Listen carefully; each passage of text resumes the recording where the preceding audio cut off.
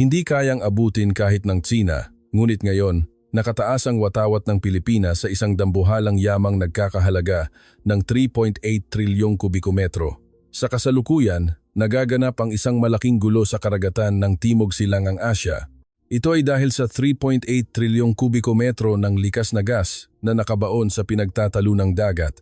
Alam ng lahat ang yaman na ito, ngunit walang sinumang makapag-abot dito.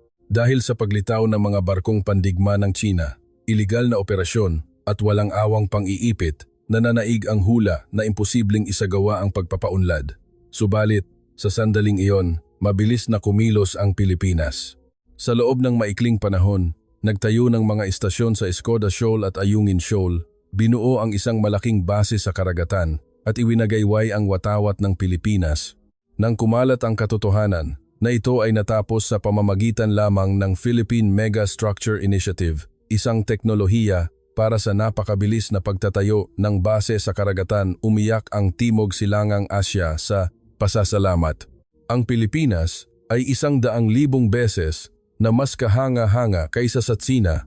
Ang komunistang partido ng Tsina, na galit ay sumigaw ng paghihiganti, ngunit napilitan silang huminto dahil sa lumalaking soft power ng Pilipinas at ang pagtanggi ng mga kabataan ng Tsina sa paghigpit sa kulturang Pilipino.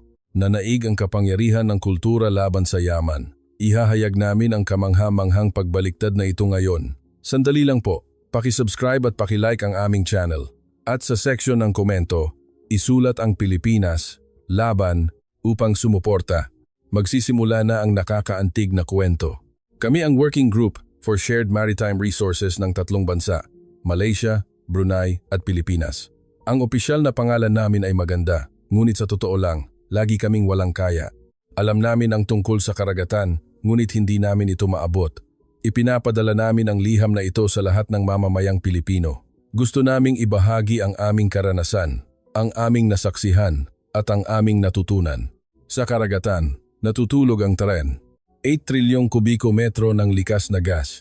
Kung isasama ang karagatan malapit sa Pilipinas, ang laki nito ay lampas sa imahinasyon. Matagal na naming alam ang katotohanan ito. Ang mga ulat ng Geological Survey ay nakatambak na sa loob ng ilang dekada at ang mga eksperto ay nagkakaisa sa pagsasabi. Ito ay isang biyaya, ito ang kinabukasan ng ating mga bansa. Ngunit iyon ay isang kasinungalingan. Hindi. Sa mas tumpak na salita, kalahati lamang itong katotohanan. Dahil nariyan ang yaman, ngunit hindi ito pag-aari namin. Ang unang sumubok na mag-develop ay ang Malaysia. Noong 2012, inihayag ng gobyerno ang isang malaking plano sa pagpapaunlad ng yamang dagat. Nakipag-usap sila sa mga dayuhang kumpanya at nagpadala ng mga sasakyang pang-survey. Nasiyahan ang mga mamamayan. Naniwala silang magiging resource giant na rin sila. Ngunit 4 na araw matapos umalis ang survey ship, 4 na barko ng China Coast Guard CCG ang lumitaw. Umalingaw-ngaw ang mga babalang mensahe. Sa Mandarin, sa Ingles at maging sa Malay, ang mensahe ay simple. Ito ay makasaysayang tubig ng China. Umalis kayo kaagad. Nagprotesta ang gobyerno ng Malaysia. Ipinakita ang internasyonal na batas at tinukoy ang UN Convention on the Law of the Sea, UNCLOS. Ngunit ang bumalik ay katahimikan lang. Ang state media ng China ay nagulat. Ang unilateral na pagtatangka ng Malaysia na mag-develop ng yaman ay isang pagtataksil sa kasaysayan. 5 araw pagkatapos, bumalik ang survey team. Wala silang nagawa, katulad din ang nangyari sa Brunei. Noong 2015, tahimik na kumilos ang gobyerno. Walang media exposure at walang diplomatikong gulo. Gusto lang nilang magsagawa ng lehitimong survey sa loob ng kanilang Exclusive Economic Zone, EEZ. Ngunit alam ng China. Hindi namin alam kung paano nila nalaman. Ngunit bago pa man umalis ang survey team ng Brunei, may tumawag na mula sa embahada ng China. Isaalang-alang sana ninyo ang ugnayan ng 2 bansa. Kumilos ng may pag-iingat. Iyon lang. Isang salita na parang payo lang. Hindi banta o babala. Ngunit alam ng gobyerno ng Brunei. Ito ang huling notisya. Sa huli, kinansela ang survey. Ang opisyal na anunsyo ay problema sa budget, ngunit alam ng lahat ang tunay na dahilan. Ang Pilipinas, ang pinakamabigat na lumaban. Noong 2016, Kinilala ng International Arbitral Tribunal ang argumento ng Pilipinas. Malinaw na, hinatulan na walang legal na batayan ang 9-dash line ng Tsina. Naglabasan sa kalye ang mamamayang Pilipino. Nagdiwang sila ng tagumpay at sumuporta sa gobyerno. Naniwala silang mababawi na nila ang kanilang dagat. Ngunit malamig ang tugon ng Tsina. Iyan ay isang piraso lang ng papel. At sa katunayan, walang nagbago. Nanatili ang mga artipisyal na isla, lalo pang pinalawak ang mga base militar at ang mga barkong pangisda ng Tsina ay mas mayabang pang pumasok labas sa tubig ng Pilipinas. Hindi ang batas ang nanalo, ang lakas ang nanalo. Doon nabuo ang aming working group ng 3 bansa. Opisyal, ito ay para sa information sharing at cooperation. Ngunit alam naming ito ay isang pagtitipon ng mga talunan. Ang unang pulong ay malungkot. Ang nagawa lang ng mga delegado mula sa bawat bansa ay ang magbuntong hininga. Sabi ng delegado ng Malaysia, ano ang magagawa natin? Umiling ang delegado ng Brunei, walang bansa ang kayang kalabanin ng Tsina. Napangiti ng mapait ang delegado ng Pilipinas. Kahit ang batas ay walang silbi, ano pa ang magagawa ng mga mahihinang bansa na tulad natin? Ang tanging naroon ay kawalang pag-asa, ang 8 trilyong kubiko-metro ng gas ay nakatulog pa rin sa ilalim ng dagat, ngunit hindi na iyon amin. Hindi lang ang yaman ang gusto ng Tsina. Ang mas nakakatakot ay ang dominasyon sa persepsyon. Isa-isa, umusbong ang mga artipisyal na isla. Sinira ang mga koral, sinipsip ang buhangin, at lumikha ng lupa sa gitna ng dagat. Naglatag sila ng runways, nagtayo ng mga radar, nagtayo ng mga base militar. Kinondena ng internasyonal na komunidad. Nagtalakayan sa UN at sunod-sunod ang pag-uulat ng media. Ngunit hindi tumigil ang Tsina. Sa halip, sinabi nila, kung ano ang gusto naming gawin sa sarili naming teritoryo ay sarili naming soberanya. Nawawalan ng lugar ng pangingisda ang mga mangingisdang Malaysian. Sa dagat kung saan namana nila ang pangingisda, lilitaw ang mga barko ng Tsina at itataboy sila. Kung magpoprotesta sila, bubugbugin sila at puputulin ang kanilang mga lambat.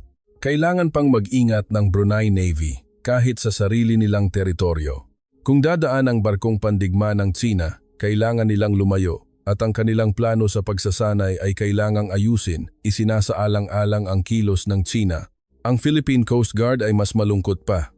Kung lalabas sila upang protektahan ang kanilang mamamayan, babarahan sila ng mga barko ng Tsina at pagkatapos ng ilang oras na pagtitiis, kailangan nilang umuwi. Walang nagawa.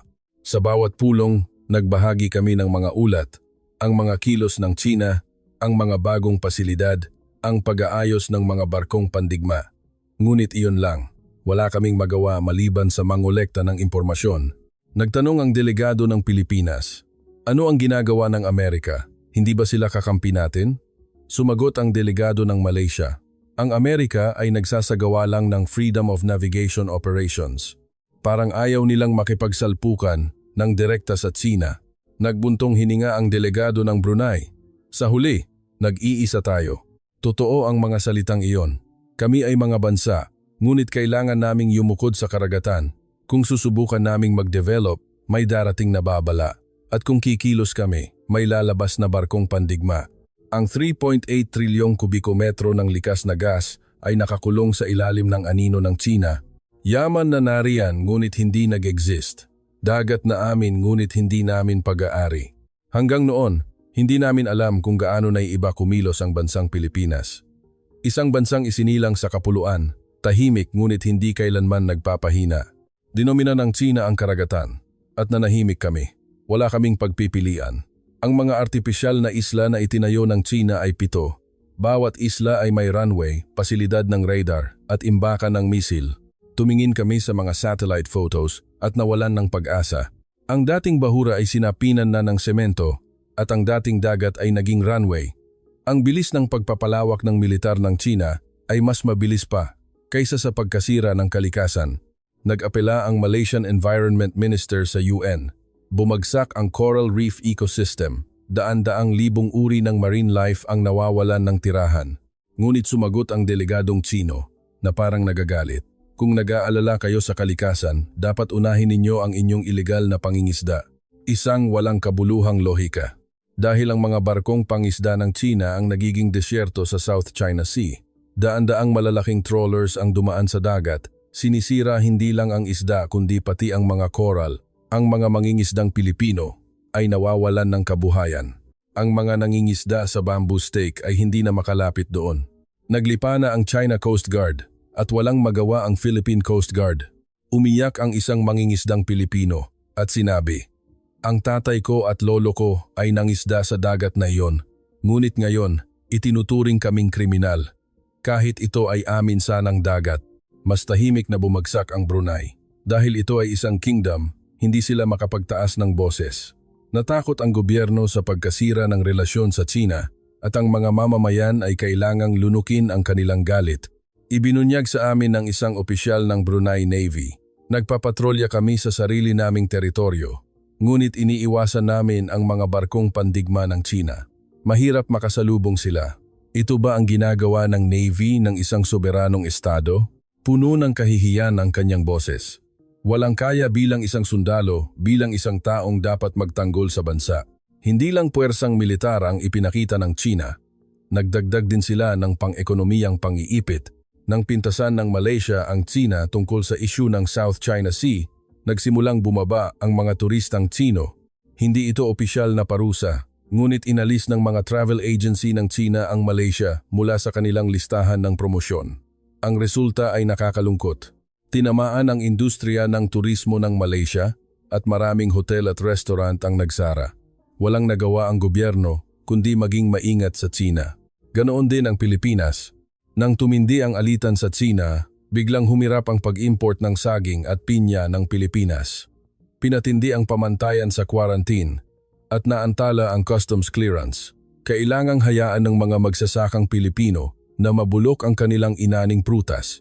Napakalaki ng pagkalugi dahil sa pagkawala ng merkado ng China at sa huli, kailangang umatras ang gobyerno. Kinolekta namin ang mga kasong ito. Sa bawat pulong, may inuulat na bagong kaso ng pang-iipit at sa bawat pagkakataon, lalo kaming nawalan ng pag-asa. Sabi ng delegado ng Malaysia, alam na alam ng China kung paano kami pasukuin. Binabantaan kami ng puwersang militar, sinisikip ang ekonomiya at inihihiwalay kami sa diplomasya. Tumango ang delegado ng Brunei, wala tayong panlaban. Ito ay isang labanan na tiyak na matatalo tayo kung lalaban tayo. Kinuyom ang kamao ng delegado ng Pilipinas. Kahit ang hatol ng internasyonal na batas ay walang silbi. Wala bang karapatan kung walang lakas? Walang sinumang makasagot sa tanong na iyon. Alam kasi namin ang sagot. Nakakalungkot, ngunit ganoon ang katotohanan. Ang state media ng China ay lantaran ng naghahari-harian. Sumulat ang Global Times sa kanilang editorial. May ilang bansa sa Timog Silangang Asya ang gumagawa ng mga aksyon na hindi angkop sa kanilang katayuan. Anong karapatan ang maiaangkin ng isang bansang mahina ang pambansang kapangyarihan? Huwag ninyong isipin na natural lang ang kabaitan ng China. Nagalit ang mamamayang Malaysian sa pagbasa nito.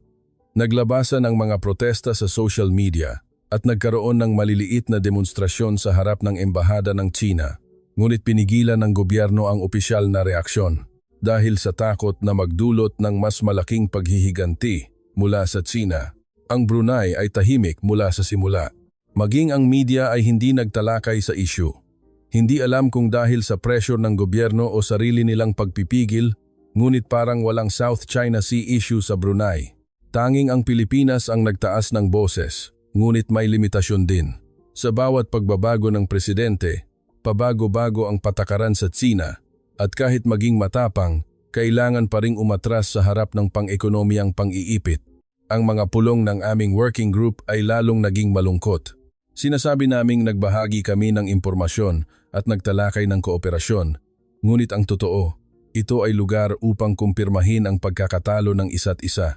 Sa isang pulong, sabi ng delegado ng Malaysia, walang silbi kahit magkaisa tayong mag-isa. Sa harap ng China, mahina pa rin tayong tatlong bansa. Napangiti ang delegado ng Brunei. Kaya, ano ang gagawin natin? Aasa ba tayo sa Amerika? Hindi rin gusto ng Amerika ang direktang salpukan sa China. Nagbuntong hininga ang delegado ng Pilipinas. Sa huli, wala pa ring sagot. Sa sandaling iyon, bumaba ang mabigat na katahimikan sa silid. Tiningnan ng bawat isa ang mga dokumento sa mesa, ngunit walang sinuman ang nakahanap ng pag-asa doon. Ganoon kami sumuko. Ang 3.8 trilyong kubikometro ng gas ay tinanggap na namin bilang nawala. Nagpatuloy ang pagpapalawak ng Tsina. Nagtayo ng mga bagong pasilidad, nagdagdag ng mga barkong pandigma at mas malawak na teritoryo ang pumasok sa ilalim ng de facto control ng Tsina. Kami ay nanonood lang. Gumawa kami ng mga ulat, nagtalakay sa mga pulong, at naghintay ng susunod na pulong nang walang nagawa. Hanggang noon, naniwala kami, walang bansang kayang kalabanin ang Tsina. Ang dominasyon ng Tsina sa Timog Silangang Asya ay isang di maiwasang katotohanan. Sa paniniwalang iyon, hindi kasama ang Pilipinas. Hindi. Sa mas tumpak na salita, ang Pilipinas ay hindi naging paksa ng aming konsiderasyon mula sa simula. Nakikita lang namin ang Pilipinas bilang isang bansang malapit lang, sikat sa P-pop at mga OFW at may magandang hospitality. Hindi namin inisip na ang Pilipinas ay mangangahas na makialam sa issue ng South China Sea. Hindi namin inisip na ang Pilipinas ay makikipagharap ng harapan sa Tsina, ngunit nagkamali kami. Lubusan kaming nagkamali. Ang Pilipinas ang huling kumilos. Ngunit ito ang pinakamabilis na dumating. Ang unang nakadetect sa kilos ng Pilipinas ay nagkataon. Sa regular na patrolya ng Malaysian Survey Vessel, nasaksihan nila ang isang kakatuwang tanawin, ilang malalaking barkong pangtrabaho ang nagtipon malapit sa tubig ng Escoda Shoal. Kinabahan kami, inakala naming barko ng Tsina, ngunit nang lumapit kami, hindi pala. May nakasulat na Tagalog sa katawan ng barko at nakawagayway ang watawat ng Pilipinas. Nagulat sa amin ang kapitan ng Malaysian Survey Vessel. May ginagawang trabaho ang mga barko ng Pilipinas sa Escoda Shoal. Ang laki ng operasyon. Nag-alinlangan kami. Bakit bumaba ang Pilipinas dito? Ano ang kanilang layunin? Nagtanong ang delegado ng Brunei. Anong interes ang mayroon ng Pilipinas sa South China Sea? Umiling ang delegado ng Pilipinas. Hindi ko alam. Ngunit hindi siguro mananahimik ang Tsina. Tulad ng inaasahan namin, agad na tumugon ang Tsina, sabi ng tagapagsalita ng Chinese Foreign Ministry sa regular na press conference. Ang Pilipinas ay nagsasagawa ng unilateral na aktibidad sa South China Sea. Ito ay isang kilos na sumisira sa kapayapaan at katatagan sa rehiyon. Agad naming hinihiling ang pagpapatigil. Ang state media ang Tsina ay mas lantaran pa. Sumulat ang Global Times sa editorial. Gusto ba ng Pilipinas na gayahin ang isang malaking bansa? Nakakahiya na nagtatago sa likod ng Amerika, ngunit ngayon ay gusto pa nilang abutin ang karagatan ng iba. Ang Xinhua News Agency ay mas direkta. Dapat malaman ng Pilipinas ang kanyang katayuan. Dapat manahimik na lang sila sa Timog Silangang Asya. Bakit pa sila nag-aaksaya ng oras dito? Pinanood namin ang mga reaksyon na ito at inisip, susuko rin ang Pilipinas agad. Sa harap ng pang-iipit ng Tsina, sa huli ay susuko rin sila, ngunit may kakaibang nangyari. Walang sinabi ang Pilipinas, hindi sila sumagot sa kondena ng Tsina at hindi rin nagpaliwanag. Sabi lang ng tagapagsalita ng Department of Foreign Affairs, ang Pilipinas ay nagsasagawa ng lehitimong maritime activity batay sa internasyonal na batas. Iyon lang, walang karagdagang paliwanag o pagdadahilan, at nagpatuloy ang trabaho. Sinuri namin ang mga satellite photos.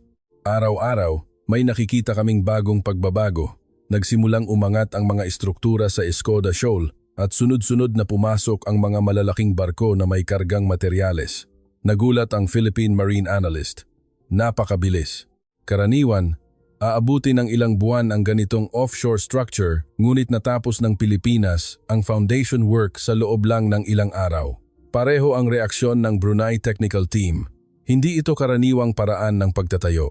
Parang inassemble lang nila ang mga prefabricated module sa site. Tumpak, mabilis at epektibo. Namangha ang Philippine Maritime Expert. Alam kong mahusay ang Filipino construction technology, ngunit hindi ko inakalang ganito. Mas mabilis ang bilis ng pagtatayo ng offshore platform kaysa sa Tsina. Nagalit ang Tsina. Nagpadala sila ng 6 na barko ng CCG sa Escoda Shoal. Binlocade nila ang mga barkong pangtrabaho ng Pilipinas at nagpadala ng babalang mensahe. Itigil ninyo agad ang trabaho at umalis. Ito ay sakop ng Tsina. Kinabahan kami. Magaganap na ang salpukan. Susuko rin ang Pilipinas. Sa huli. Ngunit hindi tumigil ang mga barkong pangtrabaho ng Pilipinas. Sa halip, lumitaw ang 2 barkong pandigma ng Philippine Navy, PN. mga latest generation na barko. Tahimik ngunit matatag, pumuwesto sila sa pagitan ng mga barko ng CCG at ng mga barkong pangtrabaho ng Pilipinas. Nagulat ang CCG. Iba ang antas ng barko ng CCG sa barkong pandigma. Bukod pa rito, ang mga barko ng PN ay kabilang sa pinakamahusay na surface combatants sa rehiyon. Nagpatuloy ang pagharap. Hindi umalis ang CCG, ngunit hindi na rin sila makalapit pa. Ang mga barkong pandigma ng Pilipinas ay tahimik na nagbantay at nagpatuloy ang mga barkong pangtrabaho sa kanilang gawain. Pagkalipas ng 2 araw, dumating ang Chinese Navy frigate. Mukhang lumalala ang sitwasyon. Nagpatawag kami ng emergency meeting. Nag-aalala ang delegado ng Malaysia. Magkakaroon kaya ng armed conflict? Ano ang mangyayari kung maglaban ang Pilipinas at Tsina sa ating teritoryo? Nag-alala ang delegado ng Brunei. Hindi ko alam kung bakit ginagawa ito ng Pilipinas. Wala silang mapapala sa paglaban sa Tsina dito. Iba ang reaksyon ng delegado ng Pilipinas. Nakita ba ninyo ang ginagawa ng Pilipinas? Ang ginawa ng Tsina sa loob ng mahigit 10 taon ay natapos ng Pilipinas sa loob lang ng ilang linggo. Sa mga salitang iyon, muli kaming sumilip sa satellite photos. Tama ang delegado ng Pilipinas. Ang Escoda Shoal ay nagkakaroon na ng anyo ng isang isla at ang mas nakakagulat ay nagsimula na rin ang parehong trabaho sa Ayungin Shoal. Sabay-sabay nagtatrabaho ang Pilipinas sa 2 lugar. Sapat ang mga tauhan, kagamitan at materyales. Parang matagal na itong pinaghandaan at lahat ay tumpak na nagtutugma. Nagulat ang Malaysian analyst. Nagtatayo ang Pilipinas ng malaking complex facility.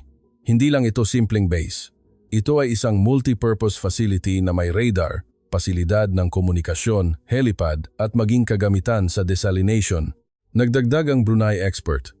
Nang gumawa ang Tsina ng mga artipisyal na isla, malaki ang kontrobersiya sa environmental destruction. Ngunit ang Pilipinas ay ginagamit ang mga umiiral na bahura at ginagawa lang ang minimal na reclamation. Gumagawa sila ng praktikal na pasilidad habang pinapaliit ang epekto sa kalikasan. Nag-analisa ang Philippine Maritime Law expert. Walang butas sa batas ang Pilipinas. Tumpak nilang kinikilala ang boundary ng EEZ ng 3 bansa at pinili ang lokasyon na walang magiging problema sa ilalim ng internasyonal na batas. Mahina ang batayan ng Tsina para magprotesta. Napagtanto namin, hindi basta-basta kumilos ang Pilipinas. Ito ay lubusang pinaghandaan, tumpak na kinalkula at may malinaw na layunin. Nagpatuloy ang state media ng Tsina sa pagtuligsa, ngunit may kaunting pagbabago. Ang dating umalis kayo agad ay naging kumilos ng maingat at kalaunan ay naging malabong ekspresyon na huwag sirain ang kapayapaan sa rehiyon. Nahihirapan din ang Tsina. Walang malinaw na ilegal na kilos ang Pilipinas. Ito ay lehitimong aktibidad sa ilalim ng internasyonal na batas at hindi rin tumututol ang 3 bansa at higit sa lahat, walang balak na umatras ang Pilipinas. Lumipas ang 1 buwan. Sa Escoda Shoal at Ayungin Shoal, nakatayo na ang kumpletong maritime bases. Nakawagayway ang watawat ng Pilipinas, umiikot ang radar at regular na nagpapatrol ang mga barko ng Philippine Navy. Sa huli, umatras ang Tsina. Hindi man nila opisyal na inamin, ngunit hindi na sila gumawa ng direktang panghihimasok. Nabigla ang aming working group. Sabi ng delegado ng Malaysia na hindi makapaniwala, nagawa ng Pilipinas. Hindi sila nagpahuli sa Tsina. Umiling ang delegado ng Brunei. Hindi ka pani-paniwala. Hindi namin nagawa sa loob ng mahigit 10 taon, ngunit nagawa ng Pilipinas sa loob lang ng ilang buwan. Naiyak ang delegado ng Pilipinas. Hindi sila nagsalita, basta ginawa lang nila. Sa sandaling iyon, napagtanto namin, gaano namin inalipusta ang Pilipinas. Isang bansa ng PPOP at OFW, isang bansang mahusay gumawa ng hospitality at crafts. Iyon lang ang alam namin. Hindi namin alam na ang Pilipinas ay isang bansang hindi kayang tratuhin ng basta-basta kahit ng Tsina at ang mas nakakagulat ay ang susunod na nangyari dahil hindi tumigil ang Pilipinas. Nang iwagayway ang watawat ng Pilipinas, nagkaroon kami ng kakampi sa karagatan. Nang matapos ang pagtatayo ng Philippine Maritime Bases, seryosong kumilos ang Tsina. Nagsimula ang diplomatikong pang-iipit. Tinawag ng Chinese Foreign Ministry ang embahador ng Pilipinas. Nagbigay sila ng opisyal na sulat na nagpapahayag ng matinding protesta. Sunod-sunod na inilathala ng Chinese media ang mga artikulo na tumutuligsa sa Pilipinas. Sumulat ang Global Times sa front page. Pilipinas nag-umpisa ng mapanganib na laro. Walang ingat na kilos na nagpapataas sa tensyon sa South China Sea. Mas direkta ang Xinhua News Agency. Gusto ba ng Pilipinas na maging isang dakilang bansa? Nagde-deploy ng mga sasakyang pandagat at nagtatayo ng mga base. Ito ba ang kilos ng isang bansa na nagmamahal sa kapayapaan? Nagbabala ang People's Daily sa pamamagitan ng editorial. Hindi dapat kalimutan ng Pilipinas ang kasaysayan. Kung hindi alam ng isang maliit na bansa ang kanyang katayuan, magbabayad ito ng malaki. Ang social media ng Tsina ay napuno ng mga pagtuligsa sa Pilipinas. Iminungkahi ang boycott ng mga produktong Pilipino sa Weibo at inihayag ng ilang netizens ang pagkansela ng kanilang biyahe sa Pilipinas. Mayroon ding nag-upload ng performance ng pagsunog ng mga larawan ng mga Filipino celebrities. Sinubaybayan namin ang mga kilos na ito. Naalala namin ang aming naranasan, pang-ekonomiyang paghihiganti ng China, turismo, import sanctions. Inakala namin na parehong pressure ang matatanggap ng Pilipinas. Nag-alala ang delegado ng Malaysia, tatamaan ang ekonomiya ng Pilipinas. Malaki ang dependence nila sa Chinese market. Mahihirapan silang makayanan kung magsisimula ang paghihiganti. Tumango ang delegado ng Brunei. Hindi ba iyan ang dahilan kung bakit tayo umatras? Ang pang-ekonomiyang paghihiganti ng China ay lampas sa inaasahan. Kailangan ding sumuko ang Pilipinas. Ibinuklat ng Philippine Economic Analyst ang data. Ang proporsyon ng Philippine exports sa China ay lumampas sa 20%. Kung seryosong magsisimula ng parusa ang China, malaking dagok ang tatanggapin ng ekonomiya ng Pilipinas. Inasahan namin na agad na luluhod ang Pilipinas. Inisip naming sa huli ay susuko sila sa harap ng pang-ekonomiyang pang-iipit. Ngunit iba ang opinyon ng delegado ng Pilipinas. Iba ang Pilipinas sa atin. Iba ang laki ng ekonomiya at iba ang teknolohiya. Hindi ito madaling babagsak. Tama ang kanyang mga salita. Dahil ang reaksyon ng Pilipinas ay lubusang naiiba sa inaasahan namin. Habang umaapaw ang pagtuligsa ng China, tahimik lang ang gobyerno ng Pilipinas. Hindi sila sumasagot ng isa-isa at hindi rin emosyonal na tumutugon. Sa halip, kalmado nilang inulit lang ang prinsipyo. Ang Pilipinas ay nagsasagawa ng lehitimong maritime activity batay sa internasyonal na batas. Nag-aambag ito sa kapayapaan at katatagan sa rehiyon. Iyon lang, walang karagdagang paliwanag o pagdadahilan. Kahit gaano pa katindi ang pagtuligsa ng China, iyon lang ang paulit-ulit na sinasabi ng Pilipinas. Nagtataka kami. Bakit hindi aktibong sumasagot ang Pilipinas? Bakit hindi nila itinatama ang mga kasinungalingan ng China? Ngunit pagkalipas ng ilang araw, nagsimula naming maunawaan ang strategy ng Pilipinas. Hindi sila nagbalak na makipagtalo sa China. Sa halip, ipinakita nila sa pamamagitan ng aksyon. Nagkaroon ng seremonya ng pagtataas ng watawat ng Pilipinas sa mga maritime bases sa Escoda Shoal at Ayungin Shoal. Ang media sa buong mundo ay nagulat sa tagpong iyon. Ang watawat ng Pilipinas ay iwinagayway sa tuktok ng isang state-of-the-art facility sa gitna ng dagat. Sa tabi nito, nakahanay ang mga tauhan ng Philippine Navy at ang mga barkong pandigma na nagpapatrol sa kalapit na karagatan. Hindi salita ang ginamit, kundi katotohanan. Hindi claim ang ginawa, kundi ebidensya. Lalo pang nag-react ng matindi ang China. Nagtaas ng boses ang tagapagsalita ng Chinese Foreign Ministry sa regular na press conference. Ang unilateral na kilos ng Pilipinas ay seryosong nagbabanta sa kapayapaan sa rehiyon. May karapatan ng China na gumawa ng anumang kinakailangang hakbang. Mas direkta ang Global Times. Ang Pilipinas ay nagiging laki ng Amerika. Mapanganib na pagtatangka na magsagawa ng proxy war ng Amerika sa South China Sea. Sunod-sunod na nag-broadcast ang state media ng China ng mga espesyal na programa na tumutuligsa sa Pilipinas. Nagpatawag sila ng mga eksperto at idiniin kung gaano kapanganib at ilegal ang kilos ng Pilipinas. Ngunit may kakaibang nangyari. Nagsimulang magkaroon ng crack sa loob ng China. Iminungkahi ang boycott ng mga produktong Pilipino sa Weibo, ngunit malamig ang reaksyon. Sa halip, mas maraming opposing opinions ang lumabas. Muli na naman bang boycott? Gaano kalaki ang nawala sa atin dahil sa paghigpit sa kulturang Pilipino? Sino ang nalugi nang bawalang manood ng mga Filipino movies? Hindi ba tayo? Huwag gamitin ang Sony cameras? Kaya Ano ang gagamitin? Ang domestic product ay hindi nakakasabay sa kalidad. May kapalit ba sa mga Filipino cosmetics? Wala. Kung hindi tayo manonood ng Filipino dramas, ano ang panonoorin natin? Hindi naman nakakaaliw ang mga Chinese dramas. Ang mga kabataang Chino ay nakasanayan na sa kulturang Pilipino. Hindi. Hindi lang nakasanayan. Ang panonood ng Filipino content, pakikinig sa P-pop, panggagaya sa Filipino fashion, at paggamit ng mga Filipino products ay bahagi na ng kanilang pang-araw-araw na buhay. Hindi ito simpleng pagkonsumo. Ito ang kanilang way of life, bahagi ng kanilang identity. Nataranta ang gobyerno ng China para ipitin ang Pilipinas. Kailangan nilang magsagawa ng pang-ekonomiyang parusa, ngunit kung gagawin nila iyon, makikipagsalpukan sila sa sarili nilang mamamayan. Nagkaroon ng mga kilos na muling higpitan ang regulasyon sa kulturang Pilipino. Sinuri ng Chinese Ministry of Culture ang panukalang batas para limitahan ang pag-import ng Filipino content. Ngunit malaki ang pagtutol. Ang industriya ng entertainment ay tahimik na lumaban. Ang mga Chinese idol groups na ginagaya ang estilong Pilipino, ang mga Chinese production companies na nagre-remake ng mga Filipino dramas, ang mga Chinese distributors na nag-import ng Filipino cosmetics. Lahat sila ay ayaw ng paghihigpit. Ibinunyag ng isang CEO ng Chinese entertainment company sa media nang hindi nagpapakilala. Kung walang Filipino content, wala kaming competitiveness. Kung ititigil namin ito, babagsak ang buong industriya ng entertainment ng China. Ganon din ang sinabi ng isang opisyal ng Chinese cosmetics distributor.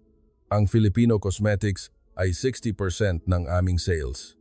Kung ititigil namin ito, hindi lang ang aming kumpanya ang magsasara, kundi libu-libong tao ang mawawalan ng trabaho. Nagtaas din ng boses ang mga Chinese netizens. Ang mga post na pumupuna sa gobyerno ay lumabas sa Weibo at WeChat. Politika ay politika at kultura ay kultura. Bakit kami ang dapat maapektuhan?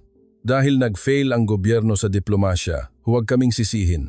Wala ring pagbabago kung ititigil ang kulturang Pilipino dahil tayo rin ang nalulugi. Ano ang kinalaman ng South China Sea issue sa P-pop? Tama na ang pangangatwiran. Naaalala ba ninyo kung gaano kahirap noong may regulasyon? Huwag nyo na itong gawin ulit.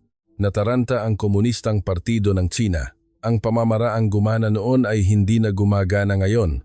Noong nakaraang regulasyon, tahimik na sumunod ang mamamayan. Ngunit iba na ngayon, nagbago na ang mga kabataang Chino. Ang kulturang Pilipino ay malalim na nakatanim sa kanilang buhay. At hindi ito mapuputol sa simpleng utos ng gobyerno. Sinuri namin ang sitwasyon na ito. Nag-ulat ang Malaysian Culture Official. Masyado nating inalipusta ang epekto ng Filipino cultural content sa mga kabataang Chino. Hindi lang ito simpleng trend. Ito na ang mismong lifestyle nila. Ang pakikinig sa P-pop, panonood ng Filipino dramas, at paghanga sa mga Filipino stars ay ang kanilang identity. Nagdagdag ang Brunei Economic Analyst. Hindi rin pwedeng balewalain ang market share ng mga produktong Pilipino sa China. Semiconductors, displays, cosmetics, electronic products. Mahirap panatilihin ng China ang kanilang industriya nang walang mga produktong Pilipino. Lalo na sa semiconductor field, posibleng maparalisa ang buong Chinese manufacturing kung wala ang Filipino technology. Kailangan nila ng mga bahagi mula sa mga kumpanyang Pilipino. Namangha ang Philippine diplomat. Nanalo ang Pilipinas sa giyera ng hindi nagpapaputok ng baril. Sa kultura, sa teknolohiya at sa ekonomiya, nagtanim sila ng impluensya sa loob ng China. Gumawa sila ng istruktura kung saan. Kung tatanggalin ng gobyerno ng China ang Pilipinas, sarili nilang mamamayan ang tatanggalin nila. Napagtanto namin, hindi nagkataon lang ang pagpunta ng Pilipinas sa South China Sea. Matagal na itong inihanda. Hindi lang sa militar, kundi sa kultura at ekonomiya, matagal na nilang inihanda ang pundasyon. Galit na galit ang China, ngunit hindi sila makakilos. Kung maghihiganti sila, sarili nilang mamamayan ang tututol. Kung magsasagawa sila ng pang-ekonomiyang parusa, sarili nilang industriya ang tatamaan. At kung kokontrolin nila ang kultura, ang mga kabataan, ang lalaban. Samantala, may ibang pagbabago ang nagaganap sa Timog Silangang Asya. Nagsimulang kumilos ang mamamayan. Ang social media ng Malaysia ay bumulusok sa mga post na sumusuporta sa Pilipinas. Ginagawa ng Pilipinas ang hindi namin nagawa. Maraming salamat talaga. Sa wakas, May kakampi na tayo sa dagat na lagi lang nating sinasaktan ng China. Pilipinas ang pinakamahusay. Salamat Pilipinas, kayo ang tunay naming kaibigan. Banta lang ang China, ngunit ang Pilipinas ay tumutulong talaga. May parehong reaksyon sa Brunei. Ang tahimik na mamamayang Bruneian ay nagtaas ng boses sa unang pagkakataon. Ipinakita ng Pilipinas na kaya nating manalo laban sa China. Bakit hindi ito magawa ng gobyerno natin? Magpakita lang sana sila ng tapang tulad ng Pilipinas. Pinatunayan ng Pilipinas na kaya ring gawin ng isang maliit na bansa. Ang Pilipinas ay mas masigla. Sa kalye ng Maynila, nagdaos ang mga mamamayan ng Thanksgiving rally sa harap ng Embahada ng Pilipinas na may hawak na watawat ng Pilipinas. Daan-daang tao ang nagtipon upang magpasalamat sa Pilipinas. Salamat Pilipinas. Pilipinas ay kaibigan. China, umalis ka. Pilipinas, welcome. Naglabas ng opisyal na pahayag ang presidente ng Pilipinas. Sinasalubong namin ang aktibidad ng Pilipinas sa South China Sea. Ito ay isang positibong hakbang na nag-aambag sa kapayapaan at katatagan sa rehiyon. Lalong palalakasin ng Pilipinas ang kooperasyon nito sa Pilipinas. Ang mga gobyerno ng Malaysia at Brunei ay opisyal na nanatiling neutral ngunit hindi opisyal, sinuportahan nila ang Pilipinas. Tahimik na sinabi sa amin ng isang opisyal ng Malaysian Foreign Ministry. Hindi namin masabi ito ng hayagan, ngunit taos-puso kaming nagpapasalamat sa ginawa ng Pilipinas. Matagal na kaming sinasaktan ng China, ngunit ngayon ay nagkaroon na ng balanse. Ipinakita nila na hindi lang pag-aari ng China ang dagat. Ganoon din ang sinabi ng isang opisyal ng Brunei Ministry of Defense. Nang magsimulang magpatrol ang Philippine Navy, naging maingat ang kilos ng mga barkong pandigma ng China. Hindi na sila basta-basta pumapasok labas sa aming teritoryo tulad ng dati. Ang Pilipinas ay naglalaro ng papel ng de facto check and balance. Lubusang nagbago ang atmosfera ng pulong ng aming working group. Dati, ito ay puno ng kawalang pag-asa at kawalang kaya, ngunit ngayon, may pag-asa at pag-asam. Excited na sinabi ng delegado ng Pilipinas. Lubusan na binago ng Pilipinas ang laro. Hindi na ito dagat na pag-aari lang ng China. Ang Pilipinas ay kakampi natin. Ngumiti ang delegado ng Malaysia. Masyado nating inalipusta ang Pilipinas. Akala lang natin ay bansa ng kultura at ekonomiya, ngunit ito ay ibang antas. Ang Pilipinas ay isang tunay na superpower. Tumango ang delegado ng Brunei. Alam na alam ng Pilipinas ang paraan para labanan ang China. Hindi ito frontal clash, kundi estratehikong pang-iipit.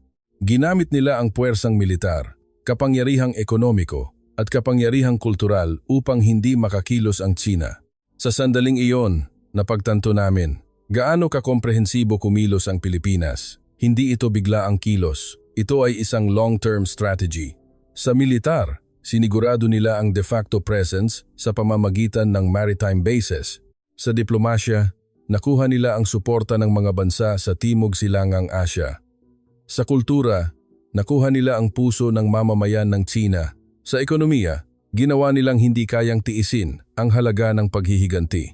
Ginamit ng China ang lahat ng kanilang cards, ngunit wala man lang gumana ng maayos, diplomatikong pang-iipit. Nagkampihan ang mga bansa sa Timog Silangang Asya sa Pilipinas. Pang-ekonomiyang paghihiganti, nag-alsa ang sarili nilang mamamayan.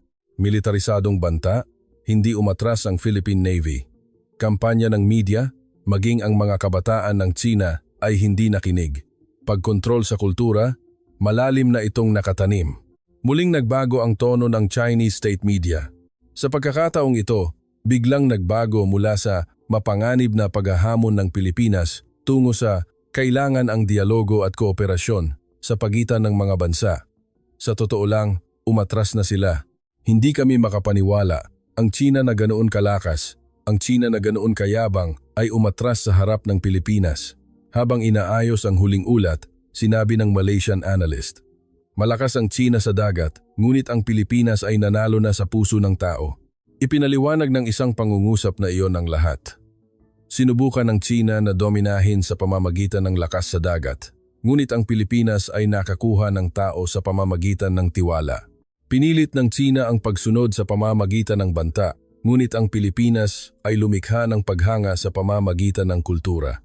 Sinubukan ng China na pasukuin sa pamamagitan ng pang-iipit, Ngunit ang Pilipinas ay naging isang kinakailangang presence sa pamamagitan ng teknolohiya. Tapos na ang labanan bago pa man magsimula. Galit na galit ang Komunistang Partido ng Tsina, ngunit hindi sila makakilos. Nagdaos ng emergency meeting sa Beijing. Nagtipon ang matataas na opisyal mula sa Chinese Foreign Ministry, Ministry of National Defense, Ministry of Culture, at Ministry of Commerce. Isa lang ang tema, paano ipitin ang Pilipinas. Unang nagsalita ang opisyal ng Chinese Foreign Ministry. Ang mga kilos ng Pilipinas sa South China Sea ay malinaw na paghahamon. Kailangan tayong tumugon ng malakas. Tumango ang kinatawan ng Ministry of National Defense. Dapat nating palakasin ang pangmilitar na pang-iipit. Dagdagan ang naval forces sa South China Sea at mag-deploy ng mga barkong pandigma sa paligid ng Philippine Maritime Bases. Ibinuklat ng opisyal ng Ministry of Commerce ang data. Dapat isaalang-alang din ang pang-ekonomiyang parusa.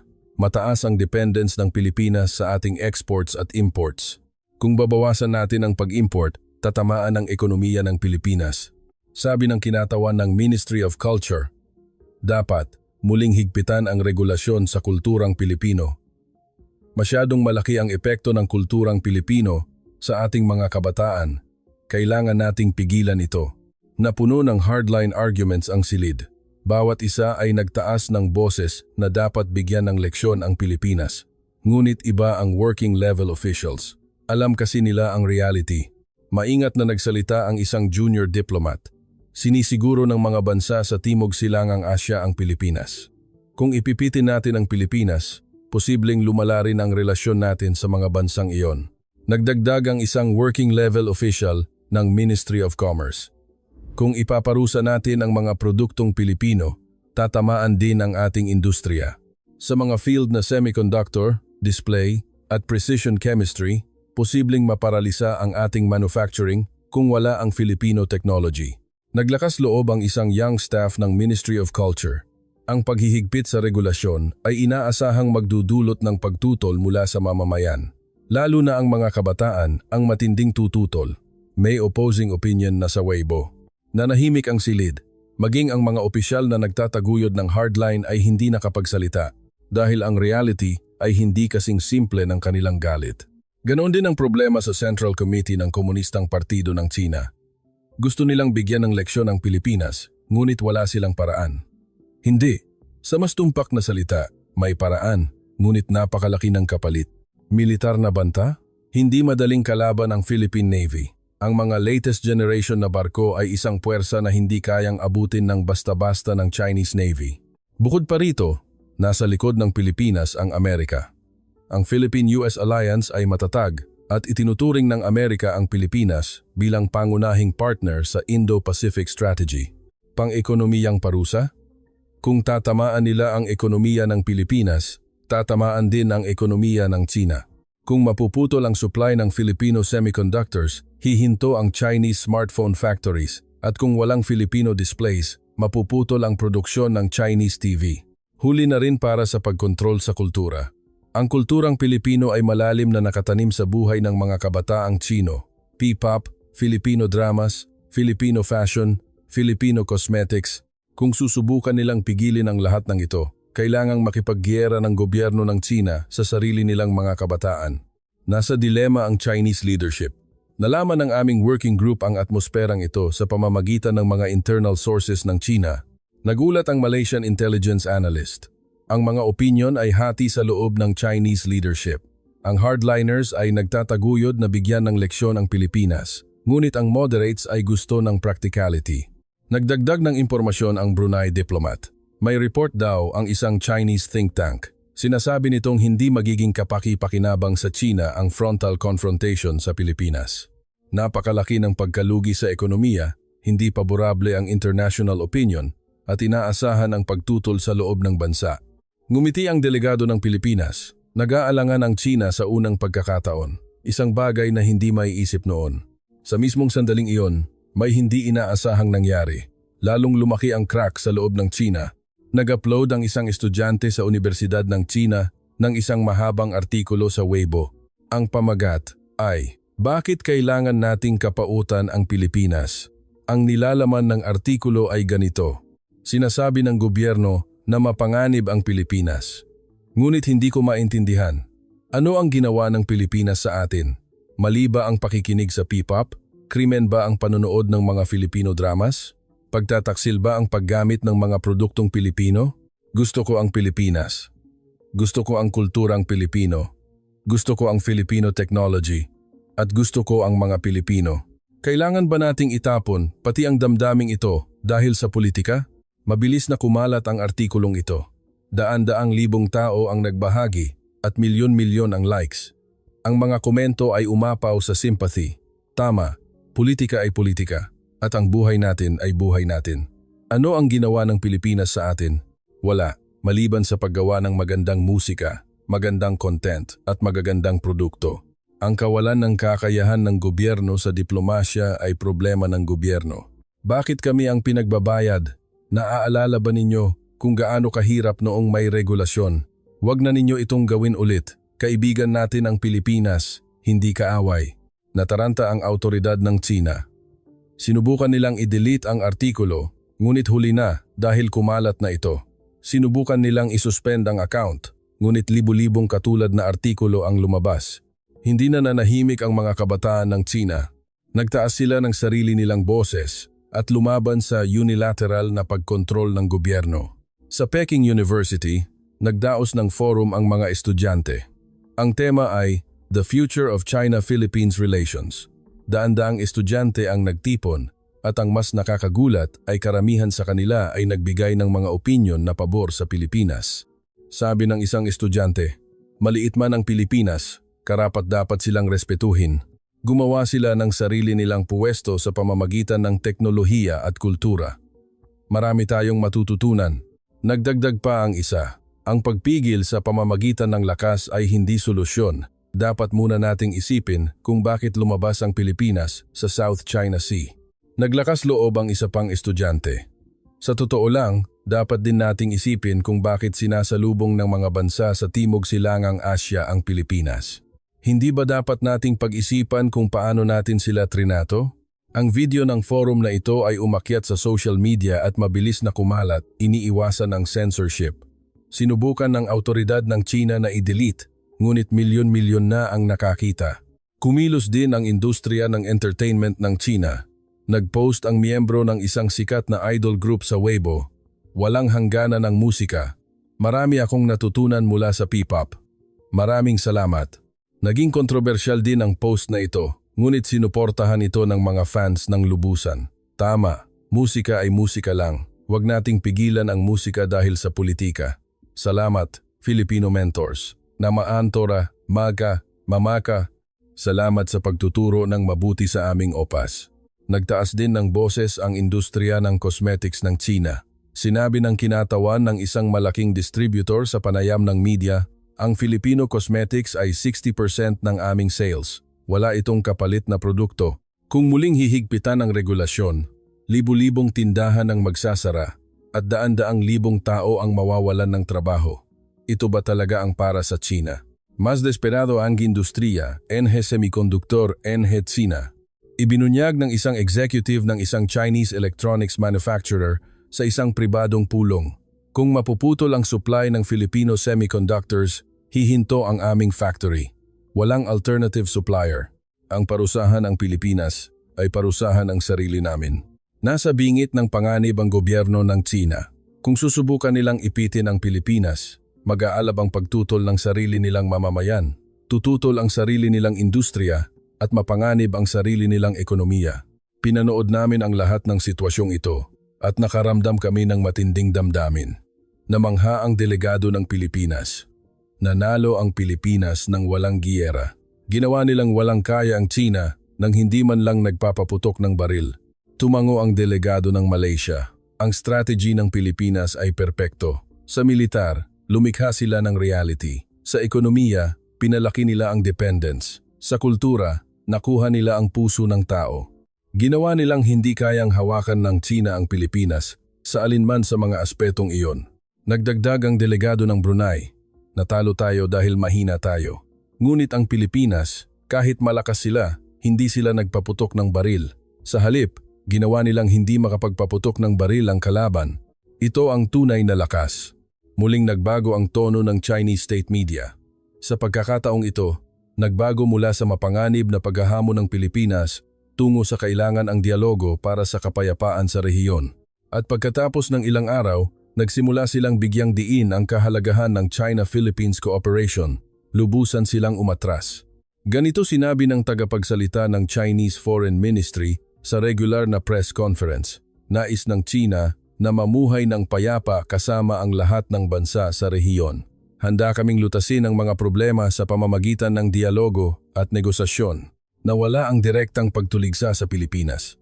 Sa halip, natira na lang ang malalabong diplomatikong salita. Hindi kami makapaniwala. Ang China na ganoon kalakas, ang China na ganoon kayabang, ay lubusang umatras sa harap ng Pilipinas. Habang ginagawa ang final report, sinabi ng Malaysian analyst, malakas ang China sa dagat, ngunit ang Pilipinas ay nanalo na sa puso ng tao. Sinubukan ng China na dominahin sa pamamagitan ng lakas, ngunit ang Pilipinas ay nakakuha ng tao sa pamamagitan ng tiwala. Ang labanan ay napagdesisyonan, bago pa man magsimula. Namangha ang Philippine diplomat, ipinakita sa atin ng Pilipinas na kaya ring gawin ng isang maliit na bansa na manalo sa pamamagitan ng strategy, hindi lakas. Sa pamamagitan ng tiwala, hindi banta. Sa pamamagitan ng kultura, hindi baril. Naiyak ang delegado ng Brunei. 10 taon kaming namuhay ng sumusuko. Akala namin natural lang na luluhod kami sa harap ng China. Ngunit ipinakita ng Pilipinas sa amin na hindi ito kailangan, na kaya nating maging matatag. Sa sandaling iyon, napagtanto namin, ang binago ng Pilipinas ay hindi lang ang balanse ng kapangyarihan sa South China Sea. Binago ng Pilipinas ang aming pag-iisip, binuhay ang aming pag-asa, at binago ang aming kinabukasan. Ang araw na iwinagayway ang watawat ng Pilipinas sa dagat, hindi lang ang dagat ang nagbago. Nagbago ang puso ng mga tao, lumitaw ang tiwala, at lumitaw ang tapang. Hindi na ang China ang nag-iisang dominator ng South China Sea. Nariyan ang Pilipinas, nariyan kami, at higit sa lahat, nariyan ang hustisya. Nakakuha kami ng mas mahalaga kaysa sa 3.8 trilyong kubiko-metro ng likas na gas. Iyon ay ang pag-asa. At ang pag-asa na iyon ay regalo mula sa Pilipinas. Masyado naming inalipusta ang Pilipinas at nagbayad kami ng malaki para doon. Kami, ang Working Group for Shared Maritime Resources ng 3 bansa, Malaysia, Brunei at Pilipinas, ay sumulat ng liham na ito sa mga mamamayang Pilipino dahil may gusto kaming ipagtapat, may gusto kaming pasalamatan, at may kwento kaming gustong ipagdiwang ng magkasama. Nagkamali kami sa pagtingin sa Pilipinas. Hindi. Sa mas tumpak na salita, inalipusta namin sila. Ang bansa ng P-pop, ang bansa ng Filipino dramas, ang bansa na mahusay gumawa ng hospitality at crafts. Iyon lang ang alam namin. Cultural giant, economic power, tama ang mga salitang iyon, ngunit hindi iyon ang lahat. Ang Pilipinas ay higit pa roon. Hanggang sa iwagayway ang watawat ng Pilipinas sa South China Sea. Hindi namin alam kung gaano ka-estratehiko kumilos ang Pilipinas, kung gaano sila kakomprehensibo maghanda, at kung gaano sila katindi magtiis. Nang unang lumitaw ang mga barkong pangtrabaho ng Pilipinas sa Escoda Shoal, nag-alinlangan kami. Bakit pumunta ang Pilipinas dito? Ano ang kanilang mapapala? Agad din silang susuko sa pang-iipit ng China. Iyon ang inisip namin, dahil ganoon kami. Lagi kaming umatras, sumuko, at luluhod sa harap ng China. Naniwala kami na pareho lang ang Pilipinas. Nagkamali kami. Lubusan kaming nagkamali. Hindi umatras ang Pilipinas. Kahit nagbanta ang China, nagbabala at nagpadala ng barkong pandigma, hindi sila tumigil. Sa halip, mas mabilis silang kumilos, mas matatag na inokupa ang puwesto at mas matapang na tumayo. Nang makita namin ang Philippine Maritime Bases na itinayo sa Escoda Shoal at Ayungin Shoal, napagtanto namin, hindi lang ito simpleng istruktura. Ito ay isang deklarasyon ng kagustuhan, isang patunay ng determinasyon, at isang simbolo ng pangako. Sinasabi sa amin ng Pilipinas, nandito kami, hindi kami aatras, kakampi ninyo kami. Hindi nila sinabi sa salita, ngunit narinig namin. Dahil ipinakita nila sa pamamagitan ng aksyon, mas naintindihan namin ito ng mas malinaw. Nagalit ang China, nagbanta, at nang-ipit. Kinabahan kami. Kakayanin kaya ng Pilipinas? Paano kung magsimula ang pang-ekonomiyang paghihiganti? Sa huli, Magko-compromise rin kaya sila? Ngunit hindi natinag ang Pilipinas at nasaksihan namin ang pag-atras ng Tsina. Ang Tsina na ganoon kalakas, ang Tsina na ganoon kayabang ay paatras ng paatras sa harap ng Pilipinas. Bakit? Dahil ba mas malakas ang Pilipinas kaysa sa Tsina? Hindi. Malaking bansa pa rin ang Tsina at may malakas na puwersang militar. Ngunit ang Pilipinas ay may isang bagay na wala ang Tsina. Tiwala. Hindi kailanman binantaan ng Pilipinas ang mga bansa sa Timog Silangang Asya. Hindi rin nila sinubukan na kunin ang teritoryo, solohin ang yaman o pilitin ang pagsunod. Sa halip, nakipagtulungan ang Pilipinas. Nagbahagi sila ng teknolohiya, nagbahagi ng kultura at lumikha ng mga pang-ekonomiyang oportunidad. Ang pagdating ng Pilipinas sa South China Sea ay hindi para kumuha, kundi para makipag-ugnayan. Ito ang dahilan kung bakit sinasalubong ng aming mamamayan ang Pilipinas. Alam kasi nila sa instinct na mas mabuti ang Pilipinas kaysa sa Tsina. Sabi ng mga mangingisdang Malaysian, ang barko ng Tsina ay nagtataboy sa amin, ngunit ang barko ng Pilipinas ay nagpoprotekta sa amin. Sabi ng mga mamamayang Brunayan, ang Tsina ay hindi kami nirerespeto, ngunit ang Pilipinas ay nirerespeto kami. Ang mga mamamayang Pilipino ay nagsabi, ang Tsina ay kaaway, ngunit ang Pilipinas ay kaibigan. Ito ang reality. Hindi makukuha ng lakas lang ang puso. Alam ito ng Pilipinas, ngunit hindi alam ng Tsina. At nariyan ang kapangyarihan ng kultura. Hindi nagkataon lang na mahal ng mga kabataan ng Tsina ang Pilipinas. Nag-invest ang Pilipinas sa cultural content sa loob ng ilang dekada, lumikha ng world-class P-pop at movies, at pumasok sa puso ng tao. Ito ang dahilan kung bakit tumutol ang mamamayan ng Tsina nang subukan ng gobyerno ng Tsina na ipitin ang Pilipinas. Ang Pilipinas ay bahagi na ng kanilang pang-araw-araw na buhay, kanilang buhay at bahagi ng kanilang identity. Ipinakita ng Pilipinas ang paraan para manalo sa giyera nang hindi nagpapaputok ng baril. Nariyan din ang teknolohiya. Ang Filipino construction technology at maritime construction technology ay world-class.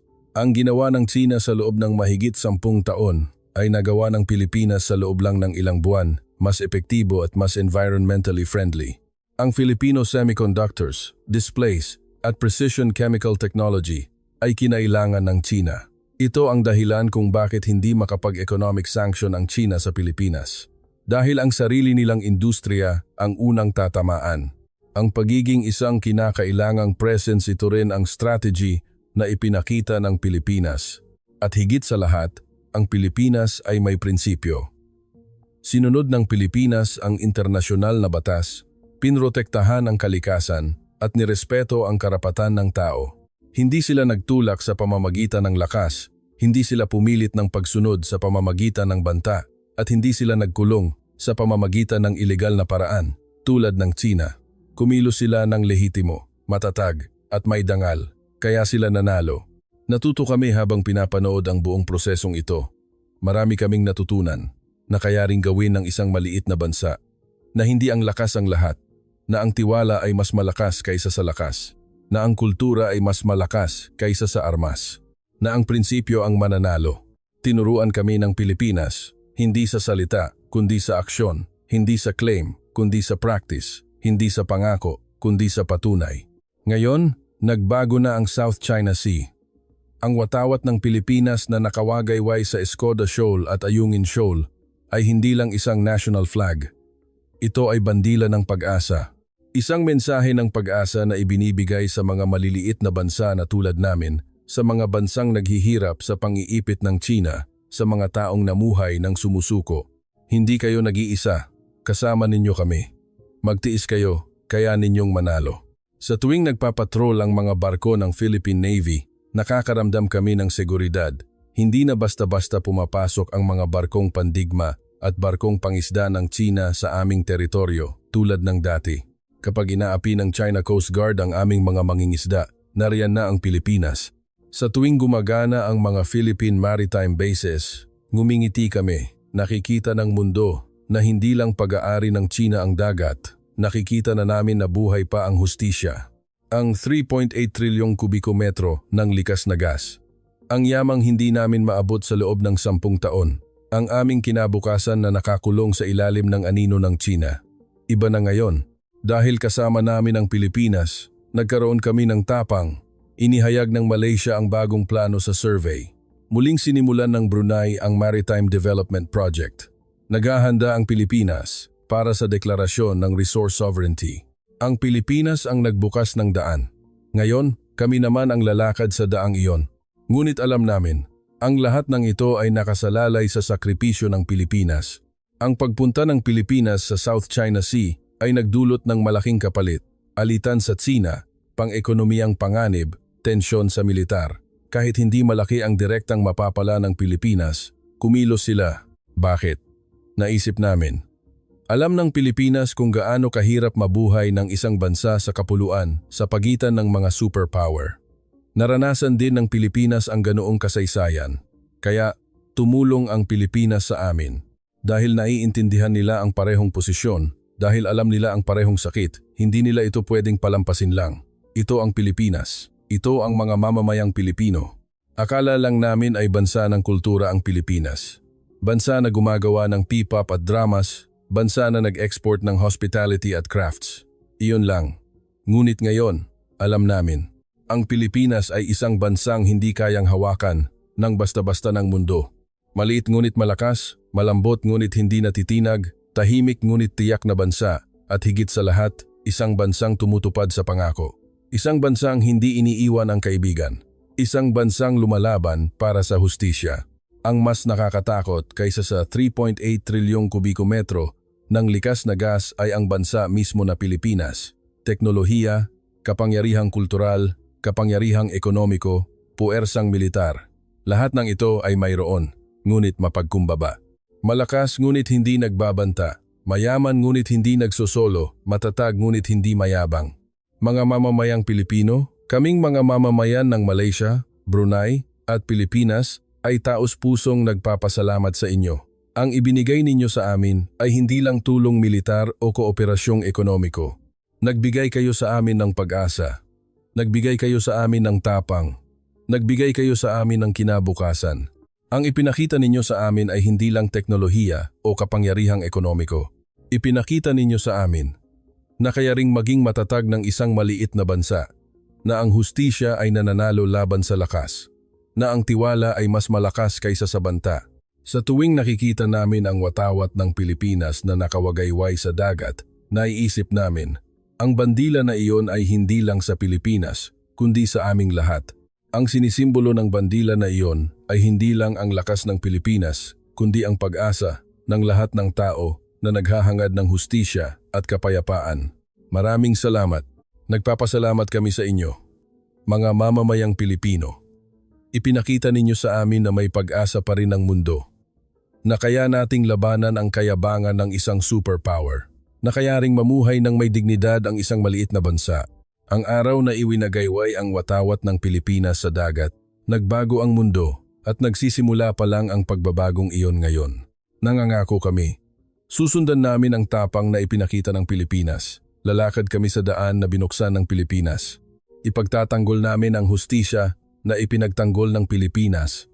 Ang 3.8 trilyong kubikometro ng yaman ay ang aming kinabukasan ngayon, ngunit nakakuha kami ng mas mahalaga pa roon. Iyon ay ang kaibigan na Pilipinas, ang tiwala na hustisya at ang kinabukasan na pag-asa. Mga mamamayang Pilipino, muli kaming nagpapasalamat ng taos puso. Ipagmalaki ninyo ang inyong bansa. Kayo ang pinakadakilang mamamayan sa mundo. Mabuhay ang Pilipinas. Dito ko natatapusin ang kwento. Ano ang masasabi ninyo? Sana ay patuloy na mangyari ang mga nakakaantig na kwento kung saan minamahal ang Pilipinas ng maraming bansa. Isulat sa seksyon ng komento, ang ipinagmamalaki ko ang Pilipinas. Huwag din kalimutang mag-subscribe at mag-like. Ibahagi ang aming video sa mas maraming tao. Sama-sama tayong sumuporta sa tunay na lakas ng Pilipinas na hindi natin alam. Magkita-kita tayong muli.